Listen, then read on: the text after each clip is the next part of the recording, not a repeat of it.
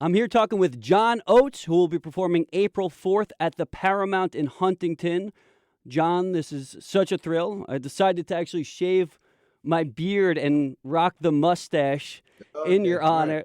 What was the thought process of? I mean, I think you're like one of the most iconic mustaches in all of music history. I have you on my Mount Rushmore of mustaches. Is Was there like a thought process behind the look? Because it's such an iconic look.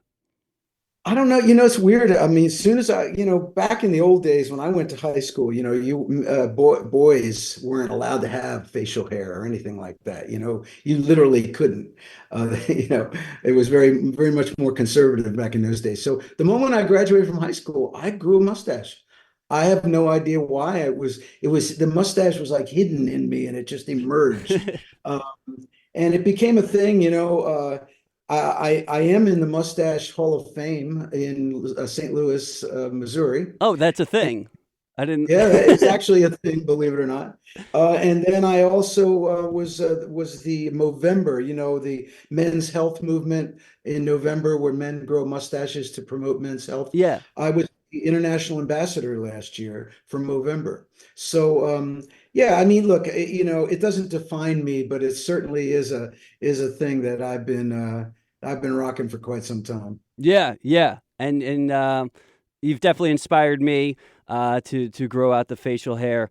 But you've also inspired me with music. I started playing, instruments at a very young age, and I've been on and off. But in recent years, I've started to pick it back up. Is there a musician, an artist, a band that influenced you and do what I do and pick up an instrument? Well, man, you don't have enough time. Seriously, I had a musical talent from the time I was born. I sang as a little kid. I actually have recordings of me singing at 4 years old.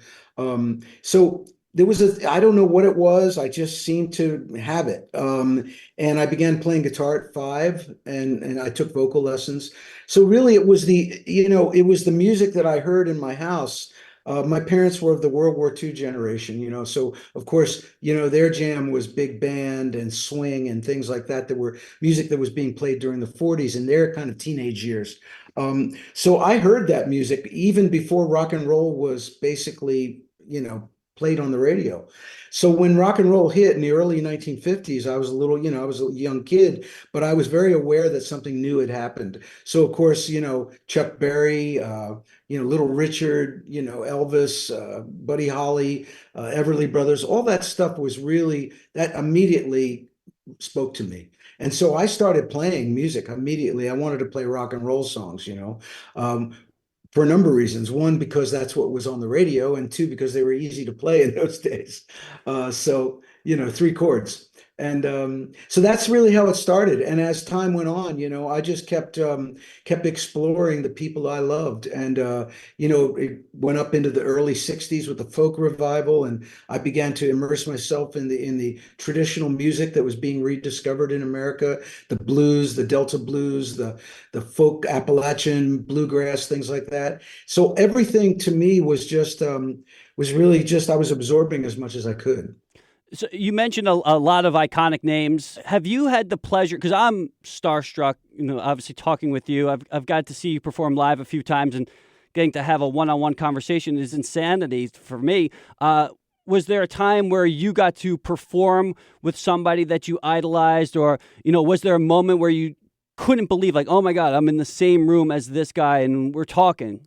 Yes, absolutely. I've been very fortunate to have a few of those moments. Back in the 60s, here again, during the folk revival, I was a huge fan of the great Doc Watson. And my guitar teacher introduced me to him. I went to see him at a coffee house in Philadelphia and got to play a little bit with him downstairs in the basement of the coffee house. That was a major thrill for me, because as far as I'm concerned, he's one of the greatest of all time. And as time's gone on, I got to play with people like Steve Cropper, who was part of, the great Stax Volt sound of Sam and Dave and Otis Redding and things like that. Got to play with him. I sang "Knock on Wood" with Eddie Floyd. You know, Got to meet the Temptations, got to sing with Eddie Kendrick and David Ruffin when Daryl and I played the Apollo Theater. The Temptations were a huge influence on me. So yeah, over the years, there's been a lot of moments where I've gotten a chance to play alongside with some of my heroes. And you're going to be performing, as I mentioned, April 4th at the Paramount in Huntington, which is an amazing venue. Have you performed there before? I have one time, and the guy who put that together was my former manager, Brian Doyle, who's a great guy, and I was so impressed with the theater. It's so amazing what they did with that theater. So really looking forward to it. I'm bringing a great. I have a trio that I play with now. I'm doing an acoustic show. It's called An Evening of Songs and Stories, and I tell a lot of stories. I tell the backstories on how some of the songs were written. I do a lot of my newer material. I do some old traditional material. I play a couple hits, so it's really it's kind of what I try to do is I try to give people a kind of a overview, a broad view of who I am as a musician. I'm not just a guy, an 80s pop guy, I'm way more than that. And for better or for worse, the great 80s hits of Hall and Oates always seem to overshadow everything. But I have a lot of musical chops and a lot of influences in my musical history that I like to bring out, and these acoustic shows give me a chance to do that. And you mentioned you're going to be telling a lot of stories. I find that to be really important. I've been to countless concerts, and sometimes people just go from song to song, and then other times, like I saw James Taylor a few years ago, and I love his music, but I was more interested in between the songs when he was speaking to the audience. I found that to be more fascinating. So, Yeah. could we expect some John Oates stories throughout this concert? You can expect a whole evening of them. Yeah, Seriously, that's what the show is really all about. You know what I learned, I've been doing the show for quite some time now, and what I learned was that if you tell the backstory and give a song context to the audience, they hear it in a different way. And even if you're playing a new song, perhaps one that they've never heard before, if you tell them how it was written or what the inspiration was behind it, all of a sudden they hear the song as if they know it. It's really interesting kind of phenomenon, if you will. And so I do that all the time. And really, that's what the show is all about. that's awesome. Yeah, you're 100% right, because when I saw James Taylor, for instance, he was playing a song I never heard of, and he did the Right. exact same thing. He explained he was influenced by some Merry Melodies cartoon from the 30s, and he Right. had video footage of it, and then I'm Shazamming it. I'm like, this song is amazing. So I think that's an Yeah. awesome thing that you're doing for this show, for this entire tour. Now, you've mentioned, some of your 80s hits, and a lot of your 80s hits have been featured in movies. And I'm always curious as to how this goes by, because I'm just going to tell a quick story of a movie I saw recently. It was called Argyle. I'm not going to get into how much I didn't like the movie, but they featured a song by the Beatles. They featured the new Beatles song. And uh, I didn't care for the fact that this movie was really glorifying guns, and then they're playing a song where the main guy who wrote the song was killed by a gun. So I was always curious how the process is for your music being used in movies. Do you have any say? Do you get to read the script, or is it just sort of out of your hands and whatever is used is used? No, no, I have a very good relationship with our publishing and our record label, Sony Music and BMG. And what they do is they always are sending us requests. They're sending requests. Hey, we've got an offer to use, say, Maneater on The Voice in Australia, which was actually just something that happened 10 minutes before I talked to Really? you. Or they'll say there's a TV series on Netflix that this, and they'll give a brief description. And both Daryl and I look at that very closely, and we're very, very careful and conscious of how our music is being used. So yeah, we do, and we'll either approve it or not approve it. So yeah, so in that way, we do have a say in it, and I think for the most part most of the requests and are pretty good, and they're quite lucrative as well. So it's a good thing. Yeah, I think a lot of people, maybe younger generation, might not even like realize, oh my God, that's a Hall and Oates song because it's in Step Brothers, it's in The Wedding Singer. There's a Jennifer Lawrence movie last year Yeah. that featured your songs in it. So I think that is going to make your music stand the test of time, as well as just the discography that you have. On top of that, I think the filmography that your music is used in is going to make your music timeless. I did want to ask about stuff that you do outside of music. Do you go to the movies? Do you, have any hobbies that people might not know about? I am a fan of vintage film. I like to watch. I watch TCM all the time. I really like to. I watch everything from silent movies to movies, through the eras all the way up to today. So I'm a film buff. I'm an outdoorsman. I love to be outside. We've got a place in Colorado where we lived before moving to Nashville, and I love being out in the mountains. I go hiking. I go mountain biking. I go skiing. I have a tractor, love to drive my tractor. And I also am a vintage car collector, and I love that stuff too. And I go out on a country road and drive my some older sports cars that I have, and it's something that I've always done. I used to race back in the days. I raced cars for a few years, so got that in my blood, and I enjoy restoring and driving old vintage sports cars. That's awesome.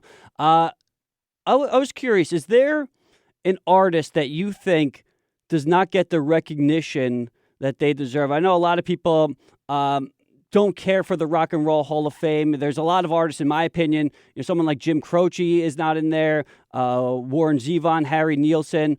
Is there an artist that maybe doesn't get the accolades of a Rock and Roll Hall of Fame, or doesn't have as much fame as you think they deserve? Is there somebody that maybe you could put us onto that you think deserves some listening to?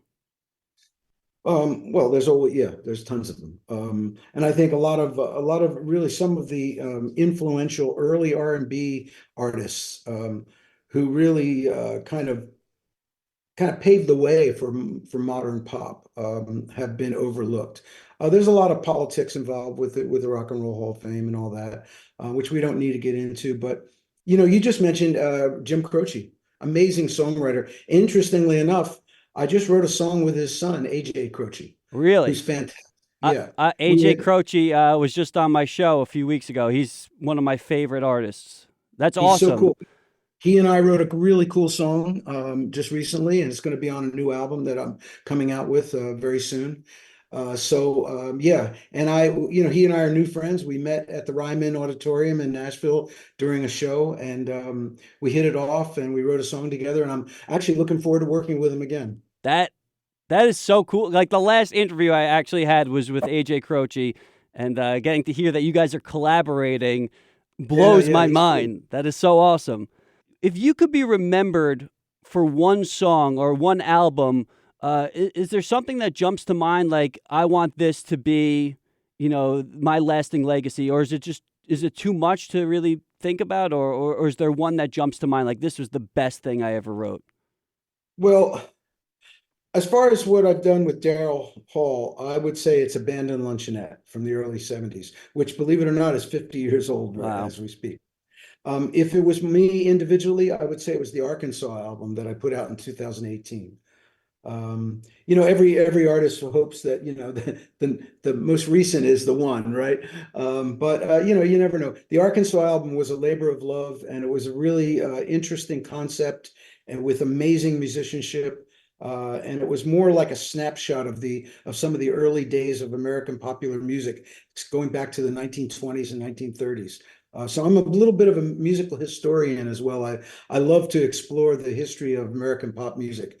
As being part of it, a small part of that history. I like to know where it came from and how it evolved and developed. That's awesome. And you mentioned, you worked on something with AJ Croce. Is there a timetable for when this will be released? And you said it's going to be on your next album? Yes, in fact, we're working on it right now. We're going to release that song on March 15th. It's coming up. And the song is called Reunion. And it's a really, it's a spiritual kind of epic song. It's very epic. I got the idea inspired by my 100-year-old dad. And it's not about a reunion. The word reunion is for me, the way we used it in the song was that it's really about kind of a reuniting with yourself, rediscovering yourself.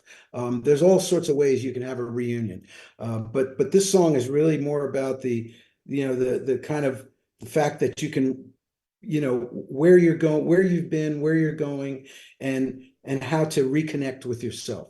And that's what the song's about. I'm really proud of it. It's a really cool song. It'll be coming out, and the album is going to be entitled Reunion. And is The is there songs, is there a songs are time fun. when the album's going to be coming out, or is that a Yeah, long way out? we're gonna release a couple tracks first, starting with Reunion, and then we'll release a few other tracks, and then the full album will come out at the end of April or beginning of May. Oh, wow. All right, awesome. This is great. Yeah, And as I mentioned in April, if you want to see John Oates, you got to get there. He's amazing to see live. He's going to be at the Paramount in Huntington. That's April 4th. I really appreciate this, man. This is such an honor. yeah, that was a really good interview. Thank you. All right, thanks a lot, buddy. Have a good one. Take Bye. care. Bye.